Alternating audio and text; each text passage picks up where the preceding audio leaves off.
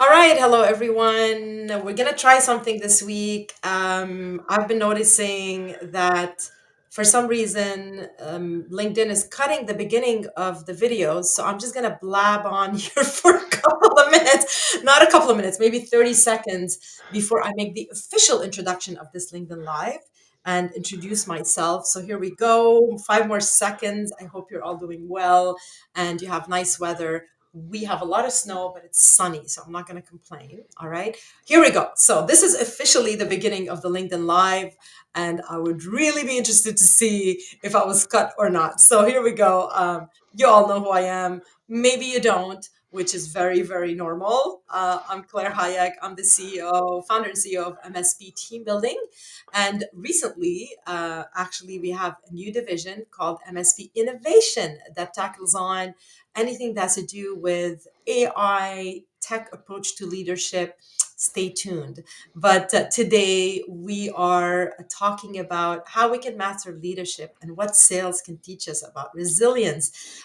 It's not something, not a title or a subject that people talk about much, but I thought it was really interested, and I'm very excited to have with me André Lavigne, an expert sales strategist and leadership coach with over 30 years of experience helping leaders basically tackle these challenges and turn adversity into opportunities. André, bienvenue. Welcome, welcome.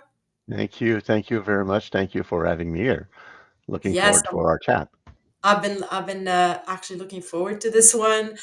We had our series, the Breaking the Taboo last week, and I was with three wonderfully talented entrepreneurs. We're talking about stress, humor, and conflict resolution. And I mentioned the title. I mentioned basically this live, and their eyes just opened up, and they're like, "Oh my God!" I'm like, "Yep, yep." Everybody's very interested in this. So if you are with us, please do say hi in the chat and tell us where you're joining us from which part of the world. We'd love to know. And I'll be throwing some questions at you. Please do participate. Do put your questions as we go. I will be featuring them here on screen so we can have a conversation as opposed to wait all the way to the end for Q&As. So please do put your comments in the chat and talk to us. And I would like to welcome Connor from our team that you don't see on screen, but he's in the background running the show and running the chat for us and sharing some stuff. Connor, really nice to have you. Thank you, thank you.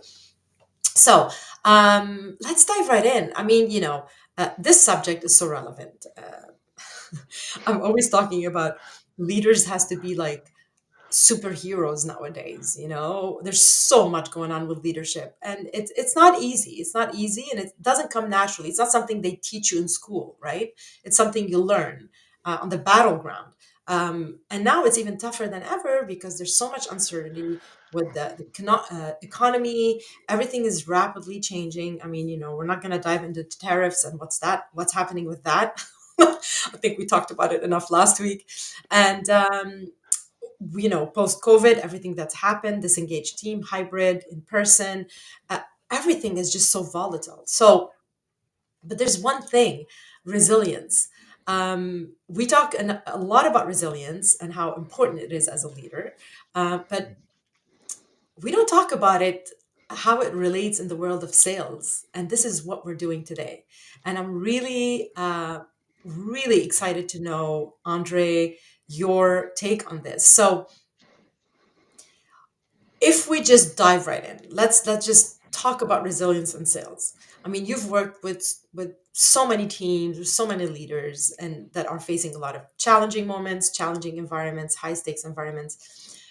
What do you think? What do you have, like, some parallels between leadership challenges and the resilience of salespeople?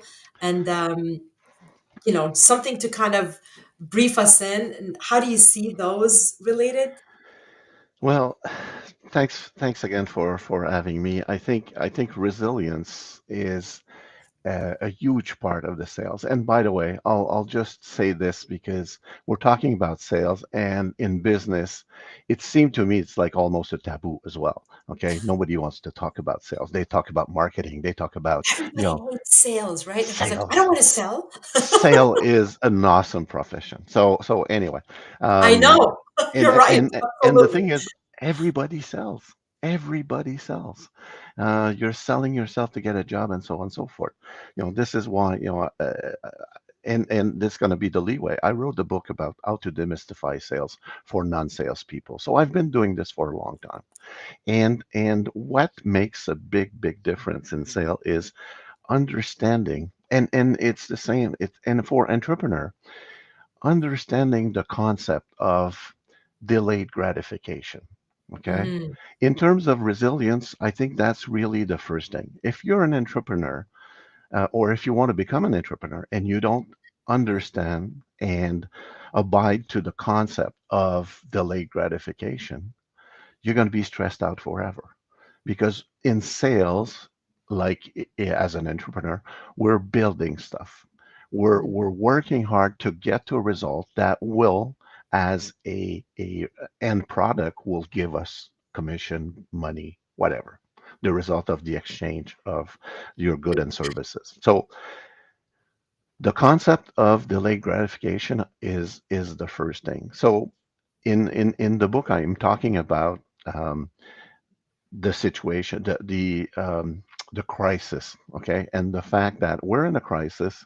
I When I did my research on the book, I did a quick research on, what was, how many crises did we had in the last 50 years, okay, mm, and then I got the financial crisis, the wars, the all of that, and it's literally hundreds, okay, so so because sales in difficult time is even more difficult, okay, mhm. so you got to bring a lot of value. You got to be talking to people open to change, okay, as a salesperson, as an entrepreneur, okay, one thing you got to learn early and really believe in the fact that the only constant in our industry is change. I love if that one. if you If don't you're grab listening right now, write this down. Okay, this is a gold nugget. I'm going to put it on a post-it note here on my screen. So the only constant in in leadership in in our industry, in our okay, industry is is change. change. So Love it. so I if love that one. and in the book, I put an ideogram of Chinese ideogram that says in all crises, the ideogram is composed of two little Chinese drawing there, that says, then the two says, the first one says danger, and the second one says opportunity. So in all Mm, changes, there's of course danger, but there's also opportunity. So as an entrepreneur, our role is to understand and really believe that if I want to survive, if I want to strive, I got to be able to adapt to change. And if I want to do this, I'll understand and I'll clearly plan for delayed gratification. So I got to right. plan and I gotta see it through. So that's the my take on resilience for leaders. Yeah, no, I love that. And I literally wrote this down. The only constant in I guess I put in leadership because that It, would help me is change. it So, could be so in the next life time as well. I'm complaining about, God, give me a break, you know? I mean, I'm exhausted, and we talked about this backstage, everyone, just Yeah. so you know, we're just Andre and I, we're just killing time and doing what we do, chit chatting and everything, and I really wanted to go online because I'm like, oh my God, there's so many gold nuggets that we're discussing right now backstage. We got to bring it to everyone here. But yeah, one of the things that I shared with Andre is that it's tough. It's freaking tough. Entrepreneurship is tough. And actually I was talking to Connor, we're sound checking before. I'm like, this one is for me. Today, I need this. I need to hear this. I mean, if anybody knows resilience is me, it's like my middle name is resilience, for God's sakes. But you know what? Even resilient people sometimes feel that dip, feel that like, oh my God, I need that pick me up, right? And this one was I feel like I'm gifting myself this live today. So thank you, Claire, for gifting Claire this live. Thank you, Andre, for being part of it. So Here's a little interesting statistic. Research by McKinsey found that companies that with resilient leaders during crises outperformed their peers by 50% in terms of revenue growth. I mean, how about that, right? So resilience is definitely not something to be undervalued here. So, and I love how sales teaches us persistence, adaptability, learning from the no, right? Because I mean, if anybody knows the no, it's Yeah, salespeople, sales managers, sales leaders, and leaders that face rejection. Um, it basically is a big thing, is a big challenge. But this is how you develop your resilience. You need to have that resilience because you are facing rejection. But it's all about what motivates you, what engages you, and why your passion, what you believe in, and what you are offering, or what you're basically communicating to the other person, and how you're adding value to them. That's your motivator, that's your purpose, and that's what keeps you resilient. Otherwise, if it's just for the purpose of selling something, I mean, everybody would quit, right? But you're not selling something, you are sharing something you believe that can help that person. So it's a whole different approach, right? But nevertheless, resilience is key, right? So anyway, here, let me put this question here for our audience. Um, have you ever faced a challenge where resilience helped you bounce back? So we'd like to know, we'd like to hear from you. Please do put it in the chat, and I'll pop in there and take a quick look in a second. Um, moving along. So um, I've noticed, and I think a lot of people can agree, that one of the biggest challenges or obstacles that leaders face is overcoming limiting beliefs. Um, we're talking about limiting beliefs of their own, and those maybe around them, maybe their teams. So, what lessons do you think, Andre, from sales can leaders take to tackle this limiting belief aspect of things? yeah, Claire, thanks for the question. I would say that in the last 5 years, I probably coach over 130 leaders, entrepreneurs, and one thing that I see the most often is exactly that, the limiting beliefs. If you believe that you're an industry that's going to be very difficult to tackle, if you believe that the sales cycle, because you're in a crisis and it's going to be really really long, if you believe all of those and you don't challenge those beliefs, you're going to be right. All the things that you say, that the sales cycle will be long, the resistance will be high, customer will think my product is priced too high, and so on. All of that. If you believe that this is the case, then you're going to be right. But if you challenge those beliefs, and if you say, okay, if the sales cycle is long, typically, how can I make it faster? What can I do? How can I change my message? How can I understand better the customer situation and bring Mhm, value faster? Because if your intent is to help them solve their issues and solve their problems, and that those problems have high enough impacts, then they will want to move quickly. You know, mhm. what's if the impact is huge, why wait another year? Why wait another 6 months? So in your message, you'll build alternative message to be able to convey the fact that this is not a belief you should hold on to. You Yeah, will build strategies and action plans around those beliefs. Okay. yeah, yeah. And I often say that, will that work 100% of the time? And the answer is no. But it will Mhm. work 100% better than if you stick to your limiting belief. It's So true. so It's so that's true. so Yeah. that's and I see this on a daily, almost on a daily basis with entrepreneurs. Anything that they, and think about it, and for your audience as well, think about if you express something and you believe in it. And oh, and I'm gonna say, oh, the tariffs are gonna affect my business dramatically. And if you think that, you're gonna be right. But 100%. And I if talk you about this plan all the around, time. yeah, Absolutely, Andre. I mean, I'm all in with you on this one. I'm always preaching about this. I'm always yeah, saying your thoughts, because talking about neuroscience and how the brain works, that your thoughts influence your emotions, and then your emotions influence the environment around you. You are literally creating your reality every second.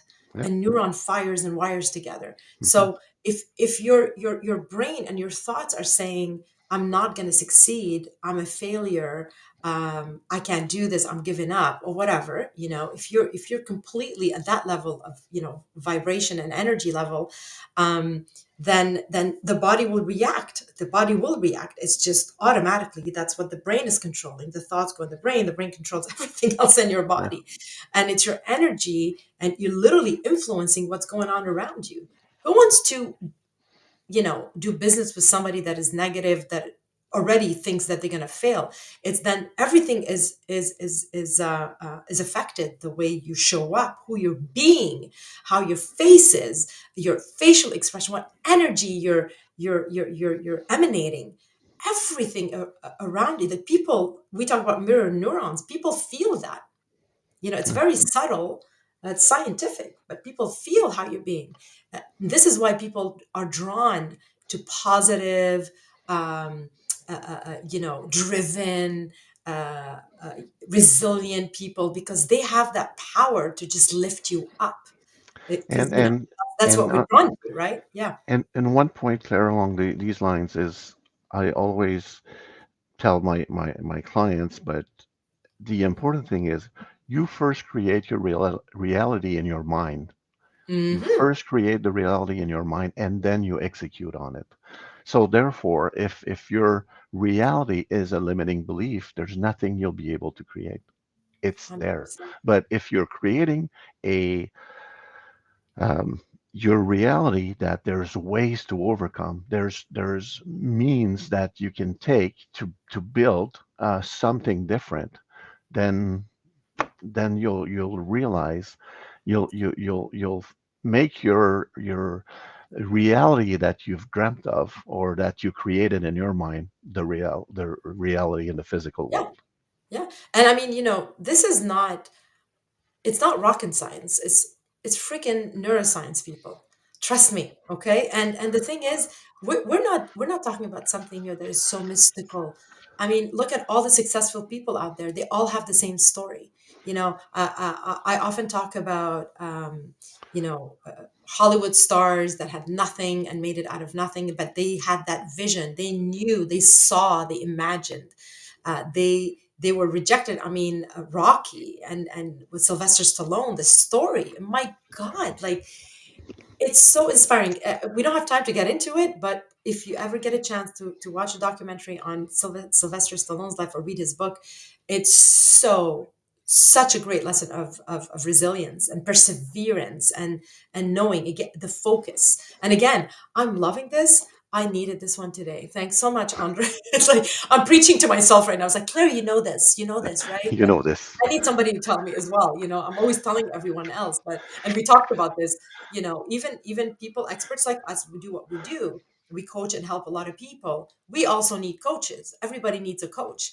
And I was telling Andre backstage, like, even Tony Robbins has a coach. And I love that. I love that. But anyway, let me share another stat here. According to a study by Stanford University, adopting a growth mindset. So it's all in your head, right? So imagine just focusing on a growth mindset that increases motivation and productivity by 47% in teams. So how you show up in front of your team or your customer or whoever you're working with will affect how they perform. How crazy is that? Again, I'm not surprised. I knew this, but you know, we will share it in the chat, and we'd love to hear what you think. So do you believe mindset plays a significant role in overcoming challenges at work?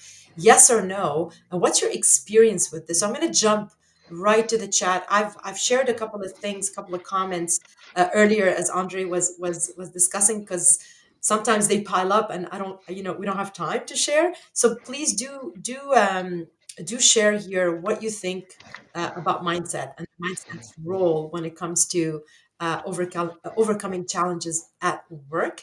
And just a quick hello to Tamara Parisio that is with us, just dropping in her comment here.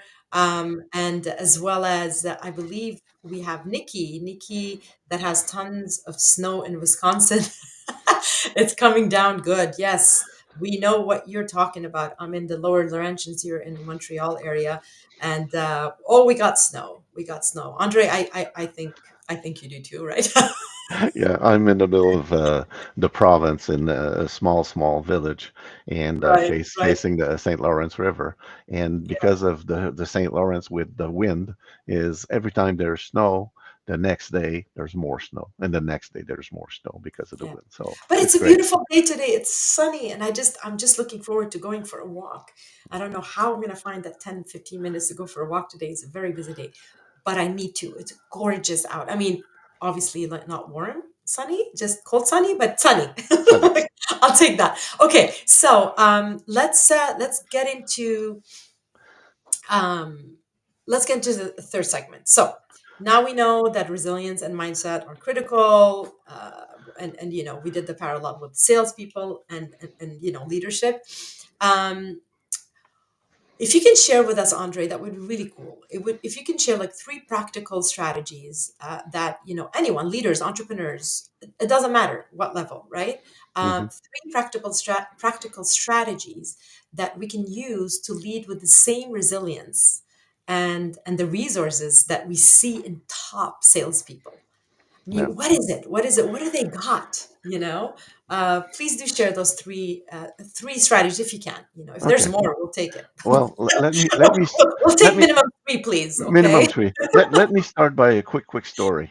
When I Okay. started in sales, I had the chance to work with a industrial psychologist that gave my first sales training.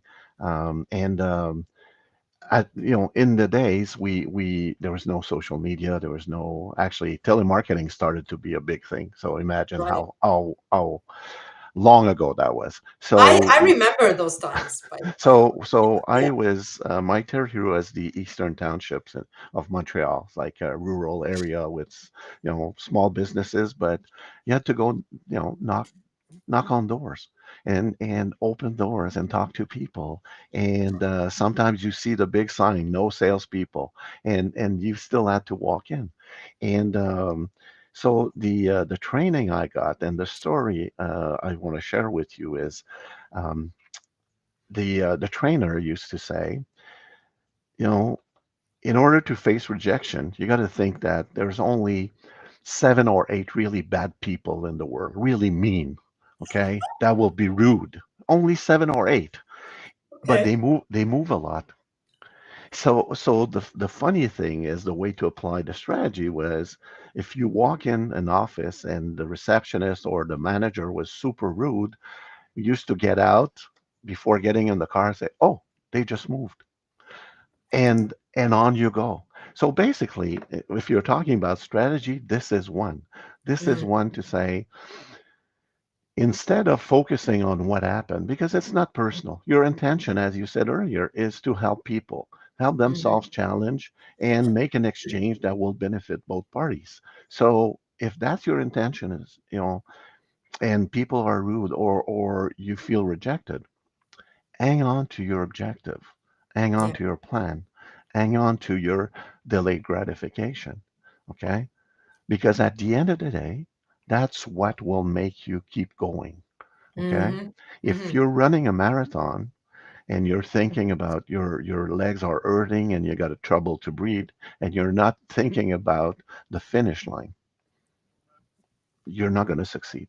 Okay? Hmm. So Hmm. the strategy is to look at your desired outcome.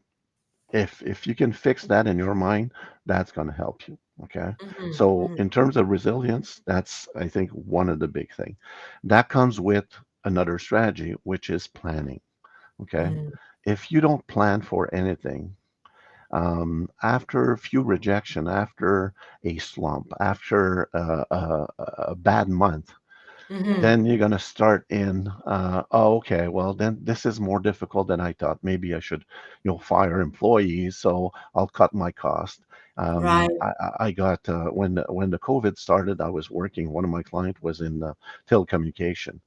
So when when they announced that they were shutting down the business, shutting down everything, I called my client and I say, "Wow, John, this is a good time for you. You've been pushing for, helping people work from a distance, not in the Right. office, and remote working." And he said, "Well, I just fired my 4 sales rep." I said, "What?" And Wow. and I was like, "Really?" He said, "I had to cut costs." And I said, this was, I was so excited for you. This was your big time. This was your Right. opportunity. And so you got to hold on to your mission, hold on to your objective. And if not, then you'll destroy your business and probably destroy your life. Yeah, I mean, So, being reactive yeah, to change, because remember, it's the constant in life. yeah, Just in case you missed it in the first 5 minutes, the constant in life is change. So if you're just gonna be pretty much reacting to change, then you're losing your focus. So yeah, looking at what you just said, Andre, so if I understand correctly, focusing on where you're heading, what's your focus, what's your goal, yeah, focus on that goal, and there'll be like bumps, yeah, right?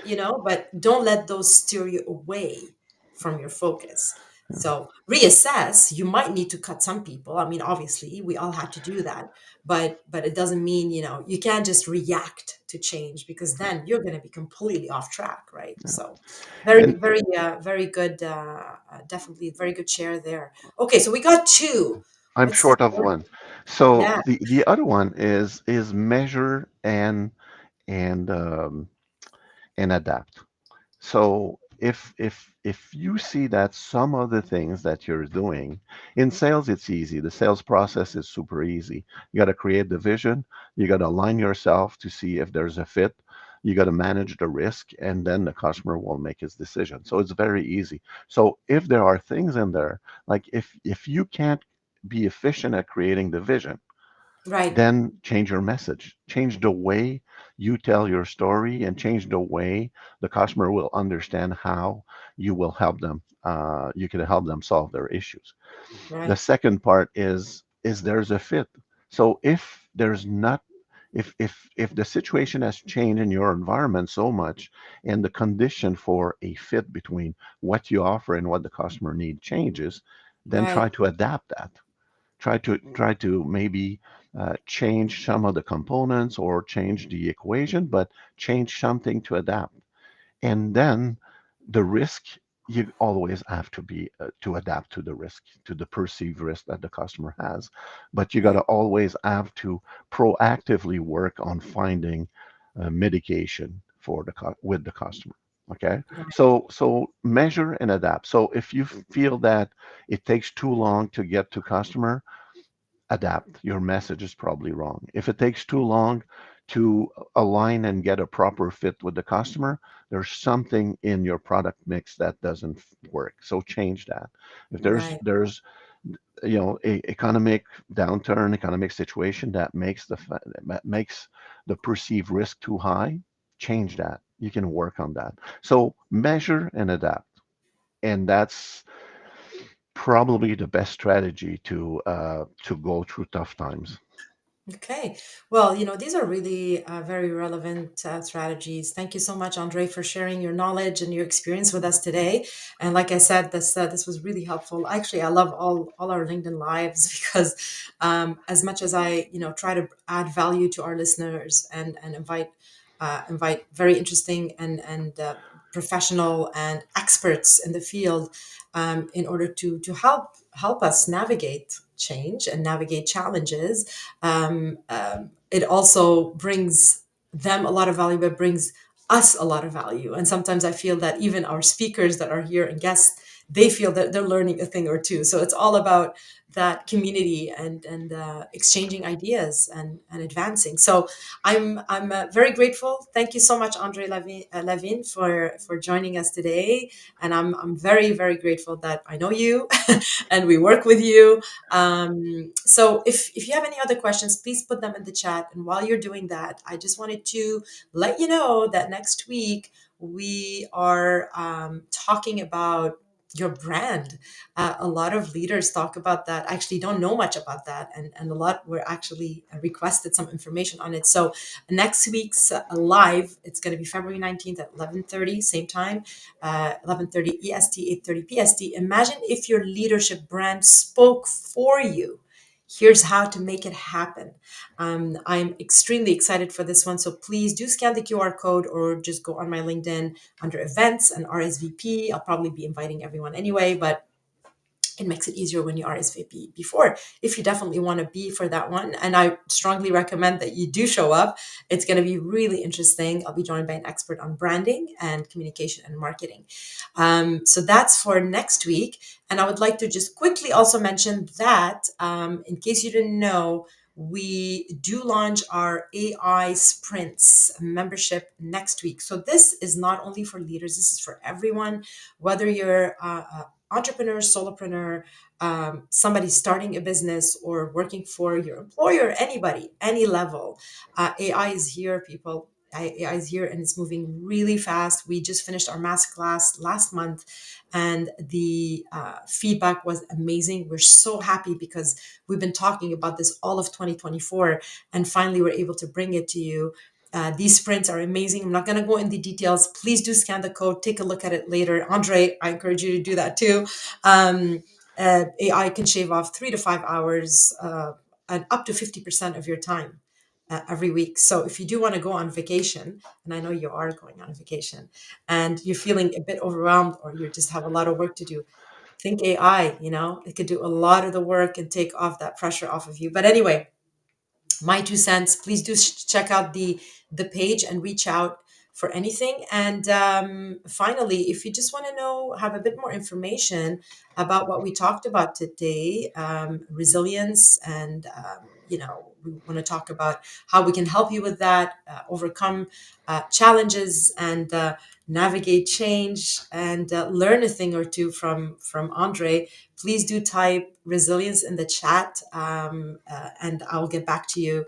And yeah, gladly get back to you with some information. Andre, thanks again. Thanks Thank so you, much Claire. for joining me. Any last words you want to share with our audience before we go offline here? I think it's a lot was said, but again, remember, change is the only constant in our lives. I love that one, and I totally second that. You know what? I'm sorry, I forgot to just pop in and take a look at the chat quickly here. Just want to make sure that I'm sharing a couple of the comments here. So Nikki said, "Keep your eye on the prize always," and Nikki also said, "Know your audience." So thanks and thank you, Nikki, and thank you also Tamara for joining us today. And those of you who are watching this at another date, you know where to find us. And please do RSV for our events. There's going to be more coming. And again, Andre, thanks for taking the time. Lovely, lovely chatting with you today. It helped me a lot, and I hope it helped everybody else as well as much. So thanks again. Thank you.